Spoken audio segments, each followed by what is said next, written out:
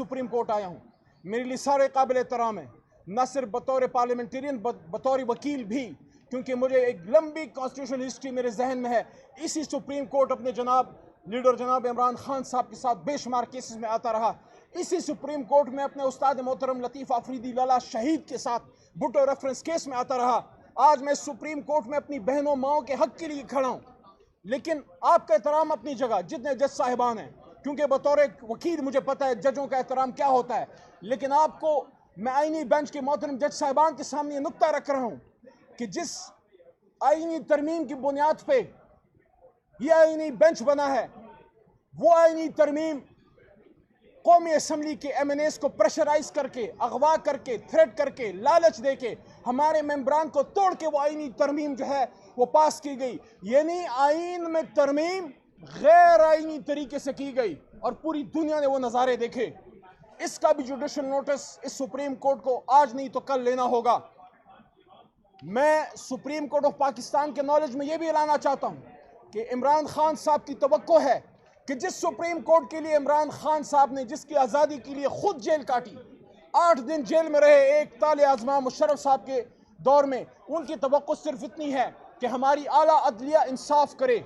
लेकिन हमारी आला अदलिया को खुद अब इंसाफ की ज़रूरत है, क्योंकि हाई कोर्ट के 6 जजेस का लेटर आज भी इंसाफ का मुतकाजी है। हाई कोर्ट के 6 जज साहिबान ने जो ख़त लिखा था सुप्रीम कोर्ट को, आज तक उस पर अमल होना है। और उसके साथ साथ मैं आखिर में फिर ये कहना चाहता हूँ कि पाकिस्तान तहरीक इंसाफ का हक है कि हम हमारी ख़वातीन का, हमारी बच्चियों का, बेटियों का जो हक है, जो इमरान खान के घर का, अली मोहम्मद के घर का हक नहीं है, 25 करोड़ अवाम का ये हक है कि जिस जमात को उन्होंने वोट दिया उसके मुतनासिब जितनी ख़वातीन को वो हक मिलता है, उनके सर पे हाथ रखे सुप्रीम कोर्ट ऑफ पाकिस्तान। हक दें हमारी जमात को, पाकिस्तान के अवाम को। और एक और भी कानूनी नुक्ता है सामने मैं रख दूं, हालांकि हमारे वकील जनाब सलमान अकरम राजा साहब ने, मैं समझता हूँ, बहुत बेहतर तरीके से बेंच के सामने भी रखा। मैं इतना बड़ा वकील नहीं हूँ, लेकिन थोड़ा बहुत समझता हूँ। रिव्यू पिटिशंस में कभी भी फैसले के मेरिट्स को टच नहीं किया जाता। रिव्यू पिटिशन में सिर्फ ये देखा जाता है कि फैसले में अगर कोई थोड़ा बहुत कानूनी सुकम है उसको देख लिया जाए। इसी सुप्रीम कोर्ट की मेजॉरिटी जजमेंट हमारे हक में मौजूद है कि हमारी जमात को बतौर जमात, पार्लिमानी जमात तस्लीम किया गया, तहरीक इंसाफ को बतौर जमात इलेक्शन लड़ने के हक को तस्लीम किया गया। और सरजनिश हुई इलेक्शन कमीशन से कि इलेक्शन कमीशन ने हमारे साथ हमारा इलेक्शन सिंबल लेके क्यों ज्यादती की। और दूसरी बात यह है कि बाकी 41 सीटों को तो देखेंगे, जिसका हुक्म दिया था सुप्रीम कोर्ट ने कि उसको डिक्लेयर करें, उनको तहरीक इंसाफ डिक्लेयर करें और उसके मुतनासिब हमारी माइनॉरिटी सीटें और ख़वातीन की रिजर्व सीटें हमें दी जाएं। आज तक तकरीबन साल मेरे ख्याल में होने को आया है, 1 साल हो गया है तकरीबन, और सुप्रीम कोर्ट के उस फैसले पे हमारे काबिल सदर एहतराम इलेक्शन कमीशन ऑफ पाकिस्तान ने अभी तक अमल नहीं किया।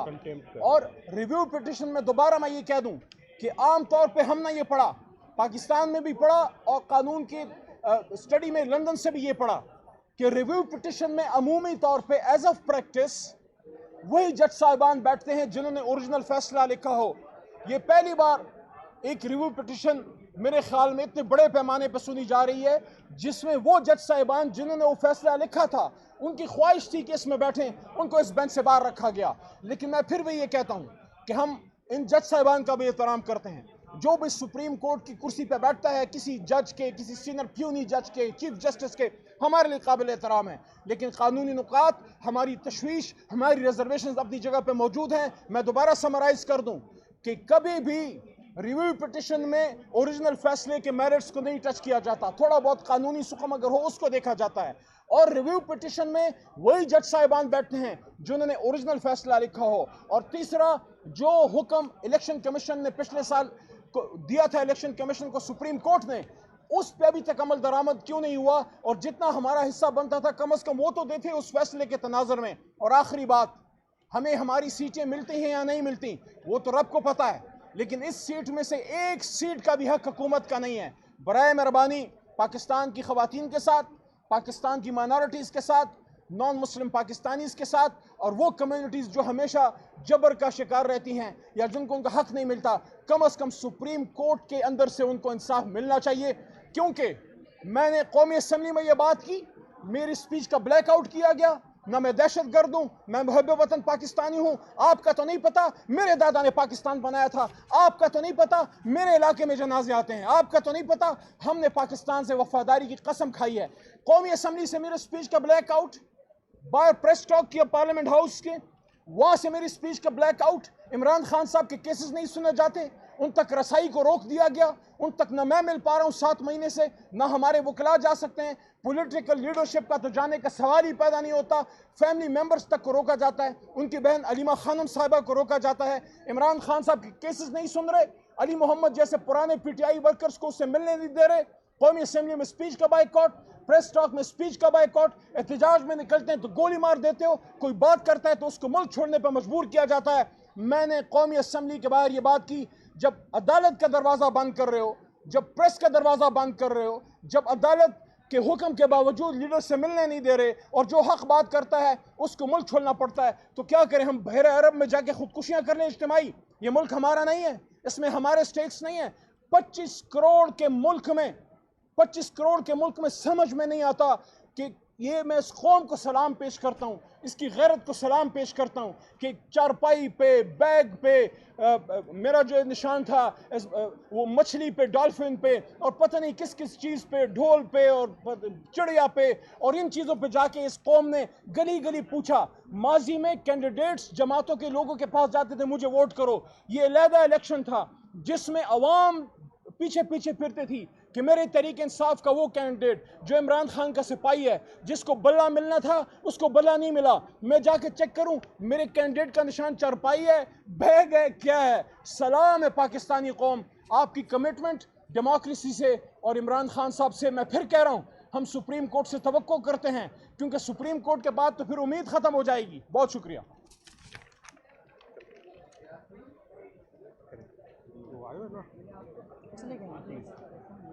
जी, बिस्मिल्लाहिर्रहमानिर्रहीम। आज सलमान अकरम राजा साहब ने पाकिस्तान तहरीक इंसाफ की तरफ से अपने आर्ग्यूमेंट्स स्टार्ट किए हैं और बहुत अच्छे तरीके से उन्होंने अपना केस बताया है। केस सिर्फ इतना सा है कि इलेक्शन कमीशन ने रिव्यू ये कह के डाला है कि जब तक मेरी मर्ज़ी का फ़ैसला नहीं होगा मैं नहीं मानूंगा। सिंपल सा इतना सा केस है और यही बात बार बार बताई जा रही है। तमाम हमारे जजेस को बताया जा रहा है कि जब 8 फरवरी गुजर गया, 11 फरवरी गुजर गया और तकरीबन मई में जाकर ये केस लगा, तो उसके बाद तो बहुत सारी बातें की जा सकती हैं कि ऐसा होता तो कैसा होता, यूँ कर लेते तो क्या होता, वो कर लेते तो क्या होता। ये हमसे पूछे कि हमारे पे उस वक्त क्या गुजरी कि हम जब रिज़र्व सीट्स के पेपर जमा कराने के लिए नहीं जा पा रहे थे, हमें वकला की मदद लेनी पड़ी क्योंकि वहाँ भी पुलिस खड़ी थी ख़वातीन को उठाने के लिए। ये मैं आपको 22 दिसंबर की बात बता रही हूँ 2023 की, कि ख़वातीन को भी थ्रेट्स उतना ही था। टोकन लिस्टें जब जमा कराई थी तो ख़वातीन के एड्रेस देते हुए हमारी पार्टी डर रही थी कि ये ना हो कि अब इनके घरों में रेड शुरू हो जाए, इनके बच्चों को उठा लिया जाए। और यहाँ पर जिस किस्म की आइडियलिस्टिक सिनेरियो की बातें हो रही है, वो ऐसा लग रहा है कि कहीं हम पाकिस्तान में नहीं, शायद अमरीकी जमहूरियत में जाके इलेक्शन लड़ रहे थे, जहाँ बड़ा सोफिस्टिकेटेड और डेवलप्ड माहौल होता है और लोगों के राइट्स को शायद प्रोटेक्ट किया जाता है। मुझे अफसोस हो रहा था सुन के, और मेरी वो तकलीफ़ें दोबारा वापस हो गई जब सलमान राजा साहब ने कॉर्नर मीटिंग का जिक्र किया। मैंने हल्का N 166 से इलेक्शन लड़ा था, हमें तो हसरत ही रही कि हम कोई कॉर्नर मीटिंग कर लें।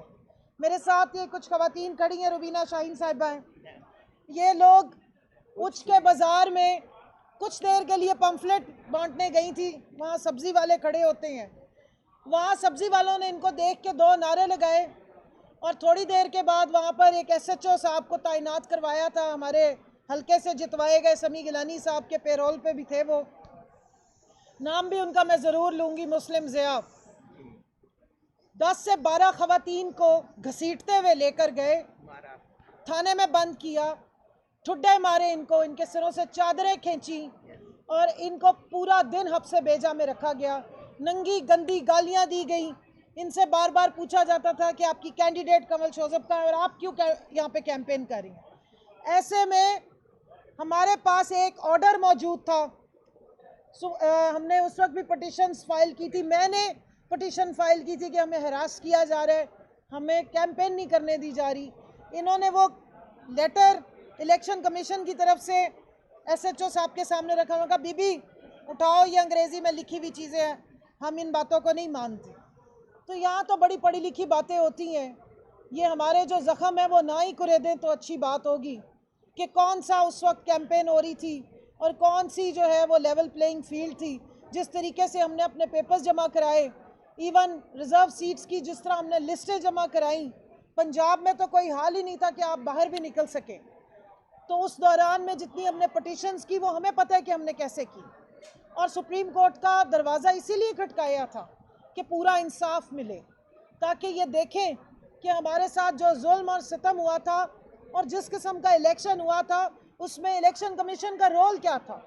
और मैं शुक्रिया अदा करती हूँ उस 13 मेंबर बेंच में से 11 अपने जजेस का, जिन्होंने इसको मेंशन किया कि इलेक्शन कमीशन की सारी गलतियों का खुमियाजा पाकिस्तान की अवाम और उनके मुंतखब किए हुए नुमाइंदों को नहीं भुगतना।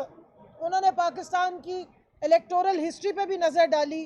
उन्होंने ये भी देखा कि इतनी बड़ी तादाद में इंडिपेंडेंट्स ने एक पार्टी को कैसे ज्वाइन किया, किस सिनेरियो में किया, और उस सारे मामलात को, उन गलतियों को जो इलेक्शन कमीशन ने कमिट की थी उसको ठीक करते हुए 78 सीटें पाकिस्तान तहरीक इंसाफ के नाम लिखी हैं। हम इस वक्त ये सीटें जीत के बैठे हैं और पिछले 11.5 महीने से इलेक्शन कमीशन की ढिठाई देखिए कि 13 रुकनी बेंच के आए हुए फैसले को उन्होंने मानने से इनकार किया, और वो ले तो लाल करें। तरीक़ेकार ये भी हो सकता था कि आप फैसले पे इम्प्लीमेंटेशन करते, आप सीटें इशू करते और उसके बाद आप रिव्यू में आ जाते। कोई स्टे नहीं हुआ हुआ, उस फैसले के अगेंस्ट स्टे नहीं हुआ हुआ, लेकिन आप उनकी ढिठाई चेक करें कि वो आके फिर 11 रुकनी बेंच के सामने बड़े ज़ोरों शोर से कह रहे हैं कि हमने फ़ैसला नहीं माना क्योंकि हमारी मर्ज़ी का फ़ैसला नहीं था। तो अब बात सीटों की एलोकेशन से बहुत आगे बढ़ गई है। बात आइन और कानून को अपहोल्ड करने की है, पाकिस्तान में आइन और जमहूरियत को अपहोल्ड करने की है, सुप्रीम कोर्ट की इज़्ज़त को, सुप्रीम कोर्ट की डिग्निटी को अपहोल्ड करने की है। और हम ये लाल माली साहब हमारे नॉन मुस्लिम्स के को रिप्रेजेंट करें पाकिस्तान तहरीक इंसाफ में, ये माइनॉरिटी के सदर हैं, मैं वुमेन विंग को रिप्रेजेंट करती हूँ। मेरे साथ ये ख़वातीन इसलिए आती हैं कि पाकिस्तान की वो अवाम जिसने वोट दिया था पीटीआई को, जिसने वोट दिया था इमरान खान के कैंडिडेट्स को, और उनको उनका जायज़ हक़ नहीं मिला, उनकी रिप्रेजेंटेशन उस पार्लियामान में नहीं हुई, बिलखसूस ख़वातीन की और हमारी गैर मुस्लिम भाई बहनों की, उनको रिप्रेजेंट करने और उनकी आवाज़ बनने आती हैं और इस ऑनरेबल कोर्ट को, सुप्रीम कोर्ट को याद कराने आती हैं कि आपने ख़वातीन का और हमारे अक़लियतों का हक़ देना है, दे चुके हुए हैं, उसको इम्प्लीमेंट कराएं। कंटेम्प्ट ऑफ कोर्ट की एप्लीकेशन कौन से खाने में बंद कर दी गई है जिसके लिए हमें बुलाया गया था? क्यों नहीं उससे बासपुरस हो रही इलेक्शन कमीशन से? या ऑन रिकॉर्ड में बता दूं कि कल ओपन कोर्ट में जब रिमार्क्स दिए गए और ऑनरेबल जजेस की तरफ से तंबी की गई इलेक्शन कमीशन को कि 39 मेंबर्स को आप नोटिफाई कर चुके हैं, आप उनका नोटिफिकेशन इशू कर चुके हैं कि वो पीटीआई से ताल्लुक़ रखते हैं, तो उनके अगेंस्ट आपने रिजर्व सीट्स क्यों नहीं दी पार्टी को? तो फिर मैंने एप्लीकेशन फाइल की है और लाल माली साहब ने एप्लीकेशन दोबारा जाके चीफ जो इलेक्शन कमिश्नर हैं और इलेक्शन कमीशन को देकर आए हैं, उसका डायरी नंबर लिखवा कर लेकर आए हैं। अब देखते हैं कि कितनी लहतो लाल होती है। और यहाँ पर यह भी बात बहुत ज़्यादा ज़रूरी है कि उसके ऊपर आवाम भी नोटिस ले, आप जो सुनने वाले हैं वो सब इस चीज़ को ज़हन में रखें कि क्या इलेक्शन कमीशन सिर्फ उस वक्त कंप्लाइंस करेगा जब उसकी मर्ज़ी का फ़ैसला आएगा? क्या पाकिस्तान का गैर आइनी जो आइनी इदारा है वो, और जिसको गैर जानिबदार होना चाहिए, वो गैर आइनी सरगर्मियाँ करेगा कि वो एक जमात के ख़िलाफ़ पार्टी बनेगा और वो कहेगा कि जी मैं एग्रीव्ड पार्टी बन के आ गया हूँ? क्या वो एक जमात है या वो एक आइनी इदारा है? उसकी नज़र में क्या तमाम पॉलिटिकल पार्टी और वोटर बराबर हैं? इस सारे मामले को अगर आप नोट कर लें, पिछले 1-1.5 साल में जो ये केस जिस तरीके से यहाँ पे प्लीड हुआ, इससे अंदाज़ा होता है कि इलेक्शन कमीशन गैर जानिबदार अमल नहीं कर रहा, वो पाकिस्तान के वोटर के लिए गैर जानिबदारी का सबूत पेश अमली तौर पे नहीं कर रहा, उसकी नज़र में तमाम पॉलिटिकल जमातें बराबर नहीं हैं। जिस तरह उन्होंने हमारी सीटें बांटी थी, उस पर भी सवाल पूछना चाहिए कि किस कानून के तहत सीटें बांटी थी। जस्टिस आयशा साहिबा की सवाल मौजूद हैं ऑन रिकॉर्ड, जवाब आज तक कभी भी नहीं आया। और जब ये रिव्यू फाइल हुआ उस वक्त भी उन्होंने सवाल पूछा था कि इलेक्शन कमीशन से कि आपको क्या नुकसान हुआ है या आप कैसे एग्रीव्ड पार्टी बनकर आ गई, आप पार्टी कैसे बन सकते। और वहीं पर उन्होंने कहा था कि ये रिव्यू फाइल नहीं हो सकता, ये रिव्यू परमिट नहीं हो सकता। सो ये सवालात मौजूद हैं। पाकिस्तान में आइन की सुप्रीमेसी, जमहूरियत की सुप्रीमेसी और पार्लियामेंट की इज़्ज़त के लिए पाकिस्तान तहरीक इंसाफ के नुमाइंदे, हम उसके इमरान खान के सिपाही खड़े हैं, लड़ाई लड़ रहे हैं, जद्दोजहद कर रहे हैं। मामला जीतने का नहीं है, मामला सीटों का नहीं है, मामला इंसाफ का है, मामला रेजिस्टेंस का है कि पाकिस्तान की आवाम ने जो वोट दिया था 8 फरवरी को, उसकी सैंक्टिटी के लिए कौन खड़ा हुआ, ये तारीख फैसला करेगी। जी बहुत शुक्रिया। मैं 2 मिनट एक मुख्तसर सी बात करूंगा। आज पाकिस्तान तहरीक इंसाफ और इमरान खान के बेस्ट बॉलर ने अपनी इनिंग शुरू की है। सलमान अकरम राजा साहब ने, उन्होंने रिवर्स स्विंग भी की है, बाउंसर भी मारे हैं, गुगली भी मारी है। और मुझे लग रहा है कि इलेक्शन कमीशन, पीपल्स पार्टी और नवाज लीग की विकेटें जो है वो उड़ती हुई नज़र आ रही हैं। देखें, उन्होंने आज जिस चीज़ पे फोकस किया है कि रिव्यू में जो फैसला, जो ऑर्डर में फैसला आया है, जो अंडर रिव्यू है, वो फैक्ट्स पर मुनसर है और फैक्ट्स हैं जो जिनको कोई भी चैलेंज नहीं कर रहा, इसलिए ये इन फैक्ट्स पे रिव्यू बनता नहीं है।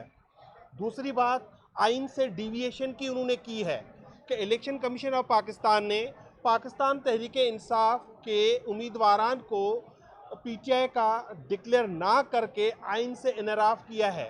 पाकिस्तान की सबसे बड़ी पार्टी पाकिस्तान तहरीक इंसाफ को उन्होंने इलेक्टोरल प्रोसेस से बाहर करने की कोशिश की और वो डिविएशन हुई है आइन की। अब ये कोर्ट जो जहाँ पे मुनसिफ बैठते हैं, जो इस मुल्क की सबसे बड़ी अदालत है, ये उस पर लाजिम था कि उस डिविएशन को ठीक करे और उसके नतीजे में जो गलत हुआ है उसको ठीक किया जाए।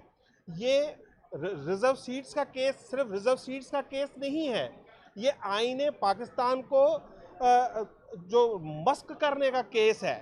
अगर ये सीटें इस हुकूमत को दी जाती हैं जो इलेजिटिमेट है, जो नाजायज़ हुकूमत है, तो इस हुकूमत ने पहले ही पाकिस्तान की आवाम से राय की जो आज़ादी है उसका हक छीन लिया है, मीडिया का हक छीन लिया है, असेंबली का हक छीन लिया है, तो बाकी हुकूक भी इससे छीन लिए जाएंगे।